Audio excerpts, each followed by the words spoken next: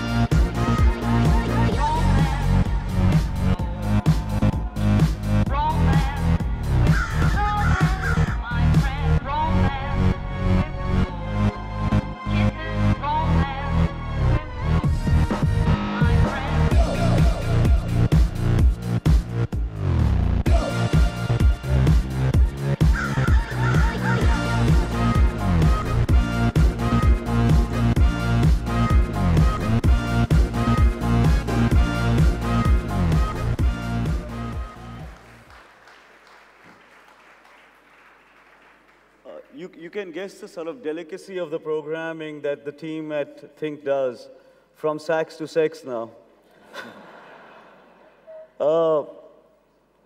Christopher Turner, he wrote a book on a man who met Freud when he was 22, a man called Wilhelm Reich. And Wilhelm Reich actually coined the phrase, the sexual revolution, which we've all grown up with. What I want to ask Chris right away is how old was he when he met Wilhelm Reich and decided that he was going to devote many years of his life to retelling the story of Wilhelm Reich, whom most of us don't know very well, but the moment she starts talking about, you'll understand how many of the springs of modern culture and thought actually stem from a man called Wilhelm Reich, who at 22 went and met Sigmund Freud, and Freud thought he was an extremely bright man and conscripted him straight away. Chris Turner himself has studied all kinds of things, anthropology, sociology, archaeology, but after having studied all that, he decided that his vocation in life would be to study the orgasm, which I would say is actually a very, very fruitful preoccupation. Also, just a quick flag here. You can see how the women who run Tehelka and Think do the programming. If it's Save the World, Save the Ganga, Save Afghanistan, it's the women. If it's the disillusions of sex, it's Tarun. Send him there. so Chris Turner for you. Okay. Chris, tell us straight away, when did you meet Wilhelm Reich? Well, Wilhelm Reich died in '57, so I didn't actually meet him. But I first heard of Wilhelm Reich when I was 19, when I was a university student at Cambridge. And I read anthropology, and I didn't want to go and turn up for 3 months in some, desert tribe somewhere and say, I'm going to study you for 3 months and then go back and write it up at Cambridge. So I chose to do backyard anthropology and apply anthropological techniques to my own culture. And I went to this school called Summerhill, a free school, this kind of radical experiment that started in the 1920s. It was founded by A.S. Neal, and it was in Suffolk, a couple of hours north of London. And handy for Cambridge, I could commute. I turned up there, and I was offered this teepee as a place to live, and I liked the idea of living in a teepee for a summer, the ironic anthropologist. But the kids vote on everything, and they voted to keep the teepee for their smoking, and I wasn't allowed to stay there. So I stayed in a bed and breakfast in Leiston. The town's other attraction is Sizewell B, a nuclear power station. So I stayed there with a whole load of nuclear power station workers for a summer. And they kept on being given gifts from the nuclear power stations, you know, towels and crockery and stuff. So it was like this theme park to a nuclear power station. And I stayed there the summer. And I found out that A.S. Neil had been in therapy with Wilhelm Reich and had traveled to Oslo in the school holidays for many years to have this very eccentric therapy that Reich pioneered. He was a student of Freud's. He was one of the youngest of Freud's pupils. You know, he was at the forefront of the second generation of psychoanalysis. And Freud, at one stage, considered him his heir apparent. You know, he thought that Reich might take over the psychoanalytic movement from him. He told his daughter, Anna Freud, that he was one of the best heads in the Psychoanalytic Association. And, you know, until they fell out over Reich's kind of obsession with the orgasm, his future in the psychoanalytic movement looked very promising. But in 1927, Reich wrote this book with this very avant-garde title, The Function of the Orgasm. You know, it's quite early to have a book with such a radical title. And he basically thought that all neurosis was caused by the lack of repeated sexual satisfaction. And, by the lack of it. Lack of it, yeah. I hope. So Freud got a bit upset by Reich's obsession with the orgasm. You know, he called it Reich's personal hobby horse.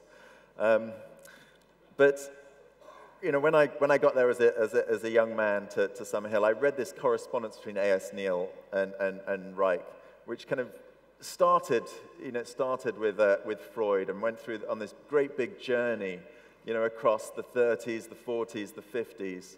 And it was an amazing document about the Cold War and about totalitarianism and how people really thought in this utopian way that sex could somehow be used, it was a battleground, that sex could somehow combat totalitarian ideas. And there was this whole strain of Marxism that he was very much into. So where did that all square off? The Marxism and the orgasm? Yeah, well, Reich got interested in communism quite late, in the late 20s, and when there was some civil unrest in Austria, and the police brutally suppressed political uprising. Some people had been shot by right-wing militia, and there was a big demonstration against this when they got let off with very light sentences, and the police suppressed it. And that turned Reich on to communism, and that put him at odds with the psychoanalytic movement.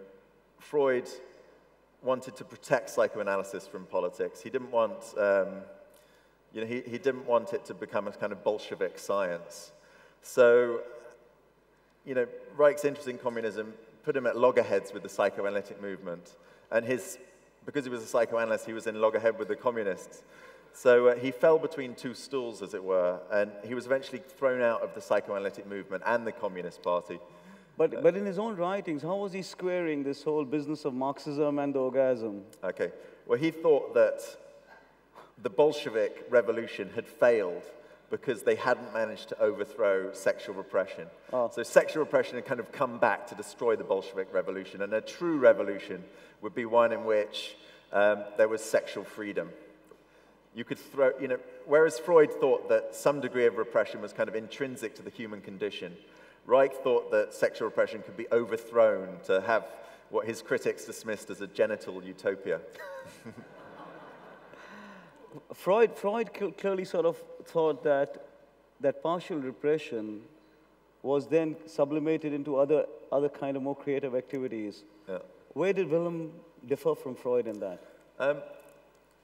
Well, Reich thought that Freud's early ideas, he was building on Freud's early ideas. He thought that Freud had this early radicalism that he withdrew from. So he thought he was representing the true Freud in returning to these early ideas of you know, neurosis being caused by sexual repression, and to be able to overthrow those, you would be able to have, you know, kind of radical, alive society.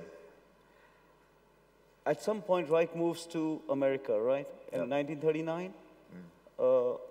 What's the change that takes place from Reich working in Europe with the psychoanalysts of Europe, and then when he comes to America? Well, Reich lived in Berlin when the fascists assumed power, and he left Berlin in '33. But is it, just to sort of interrupt you, is it not true that the Nazis were using some of Reich's ideas at some point? Well, there was one Nazi scientist that seems to have been very influenced by Reich, and was, Reich had these theories of, kind of breathe. Well, basically, everyone thinks that the Nazis were incredibly sexually repressed, and that's why they had all these kind of like extreme, horrible ideas. It's blamed on their sexual repression, which is kind of Reich's legacy. He wrote a book, The Mass Psychology of Fascism, which argued that. But in reality, as we know now, Nazis had these big sex clubs, in the Black Forest, and were kind of sexually liberated in their way. So some people were interested some Nazis were interested in Reich, but obviously he was a Jew, he was a psychoanalyst, he was a communist, everything they hated. So he actually fled around Europe, and he ended up in various Scandinavian countries, getting thrown out of all these countries. And he ended up in Oslo, where he effectively went mad.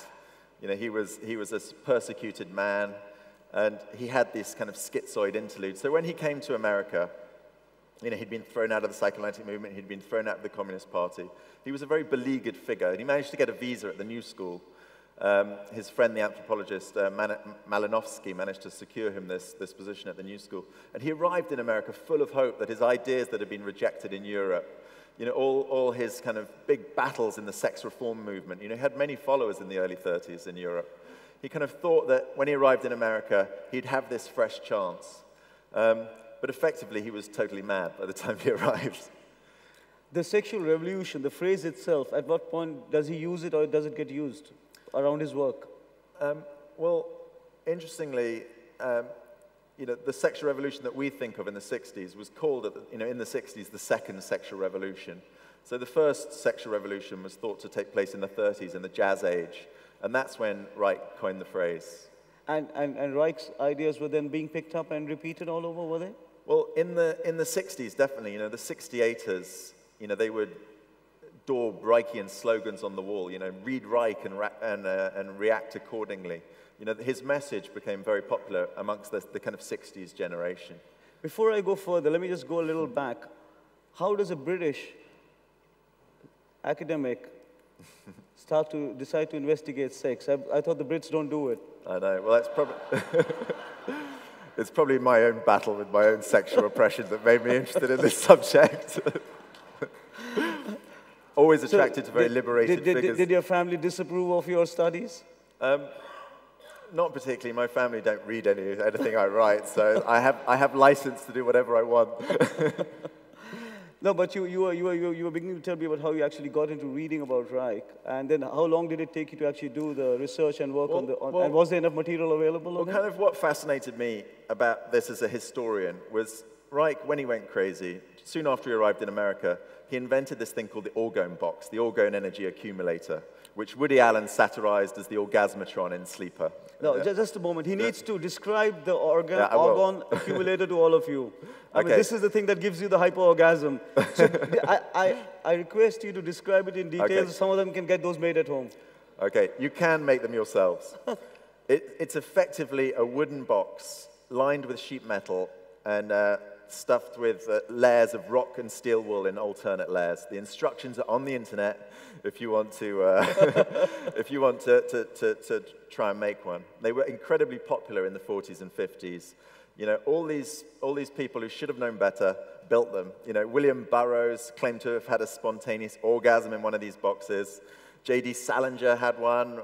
Kerouac, Norman Mailer, Sean Connery, at the height of his Dr. No fame, sat in one of these boxes. And I've sat in quite a few because everyone I go to interview who is a believer invites me to sit in their orgone energy accumulator. So tell us about your experience in these. Well, I was a bit intrepid at first because I was worried, I'd read about... How large are these orgone accumulators? They're about the size of a small telephone box. They're quite claustrophobic to sit inside. And after I'd heard of William Burroughs' spontaneous orgasm in the box, I was wondering that my book would suddenly become this, evangelical endorsement of this device. But I thought about half an hour in a box was polite. So and nothing happened? nothing happened to me apart from, it gets quite hot in there, but not sexual heat. Is it true that Norman Mailer had one of them in his barn or his garage or something? He did. He built quite a few. He was quite handy and made them in the shape of Easter eggs so that he could kind of roll around on the lawn in them. And when I met Norman Mailer to talk to him about the box, you know, he did say that now he thought that the box was kind of crap. But then he compared it, interestingly, to the atomic shelters that people used to have in the 50s. You know, they built these like basement bunkers and lined them with corned beef and stuff like that. And then 10 years later, they were a bit embarrassed that they had these things in their cellars.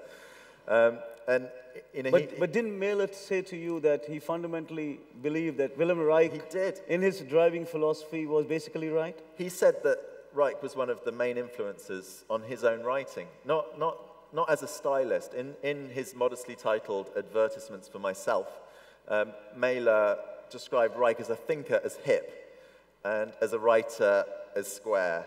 But it was Reich as a thinker that he took from. And you know, he told me some, you know, he said that he was attracted to Reich because he had an itch in his own orgasm.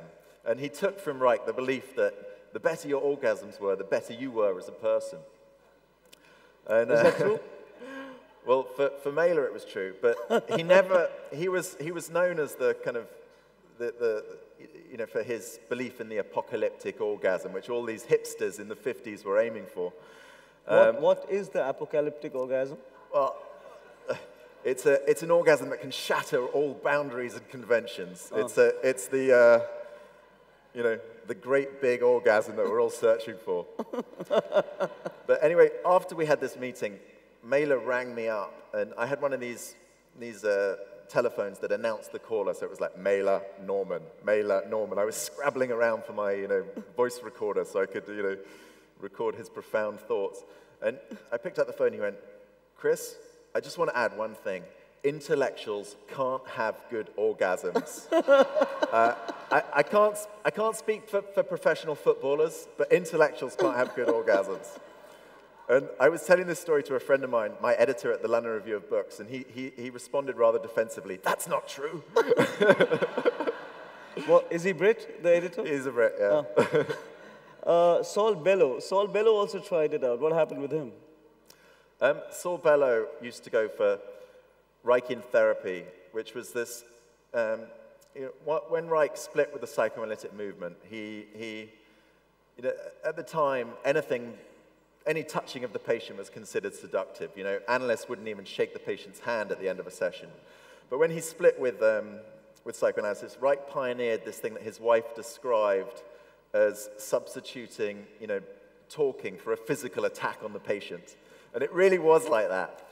You know, he thought that congealed in your musculature were repressions, and that he as an analyst could see where these blocks were and dissolve them with this incredibly painful massage. So, you know, patients would scream out, you know, as he dug his thumbs into them to kind of release these blocks in the musculature. And Saul Bellow would go to Queen's and submit to this therapy. And he sat in the box as an adjunct to it. You know, one of his friends introduced him to it, one of his friends from Chicago. And he was a sort of enthusiastic, you know, believer in Reich at one stage. Then he became very conservative in his later life, and he described the sexual revolution as a 30-year mistake at the end of his life. But I submitted to this Reichian therapy as part of, you know, my research for the book. And I had 3 trial sessions, and my God, it was painful. You know, I found myself screaming, and these analysts would boast of the bruises that they inflicted on their patients. And it was an amazing thing to imagine Reich's pupils not only submitting to him intellectually, but submitting to him physically like that. You know, it was a very, very strange, you know, moment in the history of science. Did Sigmund Freud disavow Reich completely by the time he died? He did. When Reich was being forced out of various countries, you know, Reich's pupils wrote to Freud asking for his, you know, his help to write letters in support of Reich, and he refused. At that time, psychoanalysis was being, you know, the Nazis were basically closing down the psychoanalytic movement. All the Jewish psychoanalysts were being ejected from the Viennese Psychoanalytic Society and the Berlin equivalent. And Freud, rather naively, thought that by not allowing psychoanalysis to become infected with politics, he would protect its status as a pure science. And Reich, as the leader of this second generation, objected to that. They thought that the psychoanalysts should fight back against fascism. Whereas, you know, Freud at that stage was very old. He was riddled with cancer. And, you know, he kind of stayed in Vienna way later than any other of the Jewish psychoanalysts. And eventually he came to London. He lived a year in London and died in London. Once he comes to America and he begins to sort of try and drum this evangelical fervor for this bizarre combination of Marxism and of the orgasm, what happens with him? Does he have a personal life at any point? Well, when he came to America, he was heralded quite early on in 1947 as the guru of the new cult of sex and anarchy. You know, he was translating his books from German and selling them through his own press. And he found this incredibly large audience among the bohemians and beatniks on the east and west coasts. You know, he was selling huge numbers of books amongst these kind of like hippie communities that were springing up along the Pacific Palisades and in Greenwich Village. And he found himself at this forefront of this movement that he hadn't met. He didn't know these people. You know, he was sort of stuck in his little therapeutic circle in New York. So he had this reach, you know, that was quite elaborate. And as soon as Harper's Magazine, you know, described him as this leader of this new cult of sex and anarchy, the authorities suddenly got suspicious of him. And the Food and Drug Administration, when they heard that he invented this box, which he not only claimed could cure sexual repression, but could cure cancer, he was heralded as a fraud, and the Food and Drug Administration started a 7-year investigation into him, which cost them $2 million. You know, it's an extraordinary amount of money to spend on sort of clamping down some, you know, some thinker, basically. And I think that was because they saw him as the figurehead of this new kind of like sexually liberated culture that they objected to. You know, the Kinsey reports were coming out at the same time. In 1948, Kinsey published his first report. And it showed America as this more sexually enlightened place than people imagined. And Reich and Kinsey were both became kind of scapegoats of that. Did Reich himself claim to have had the apocalyptic orgasm? He did claim to, he didn't describe it as apocalyptic, but he was described by one of his followers as a genital narcissist. And he certainly you know, believed that, you know, his orgasms were saving him. And if he went a few days without having an orgasm, he said that he got big black bags under his eyes and felt depressed and miserable. Now that we are in 2012, would you say that what Reich set out to do, in a sense, liberate, has that come to pass in some ways? Well, one of the things that interested me, I read this article in Time magazine in 1964, and it said that Wilhelm Reich perhaps is a prophet, because now, in 64, the whole of America had become one great big orgone box. You know, everywhere were these messages that sex could save you and libido set you free. You know, all the popular music, the sort of the magazines on the newsstand that a few years earlier would have been considered pornographic, the films. You know, there was this kind of belief that sexual repression was bad. And I think that is something that we have inherited from Reich. You know, you can take that right through from Reich in the 1930s to Sex in the City. You know, it's like a... But you know, that's an interesting inflection point, because isn't it true that part of his fascination with Marxism also inflected his kind of pursuit of the orgasm, because he often felt that sex would get completely commodified in a capitalist society? Yeah. Well, sex did get completely commodified in a capitalist society. So his fear was right. Yeah, and you know, the sexual revolution, as it happened, you know, was a technological one, really. You know, in the 57, the pill was first licensed. That was the year he died. I was interested in Reich as this kind of intellectual forefather of this movement. But certainly, you know, another one of his, you know, kind of intellectual colleagues, Herbert Marcuse, came up with this idea of surplus repression, that you could have a certain amount of sexual freedom, but, you know, there was this kind of like, there was this repression that could kind of be siphoned off and used by, co-opted by the authorities, and used as a kind of more devious and discrete form of power. And I think that's what I set out to look at in my book. You know, why was the symbol of the sexual revolution a box that you climbed into? You know, why did you climb into a closet hoping for sexual liberation?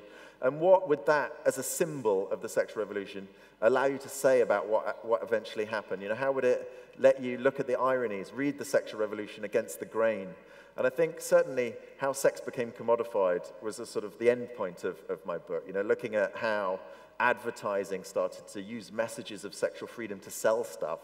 You know, how you know, the sexual revolution basically got commodified incredibly quickly.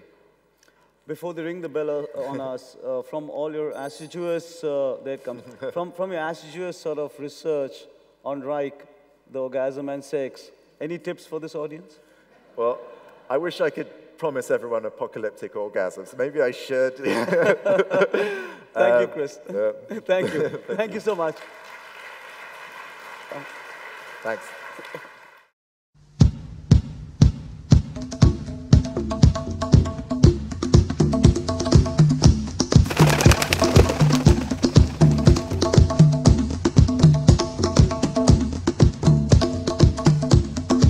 I have a dream that one day on the red hills of Georgia, the sons of former slaves and the sons of former slave owners, we shall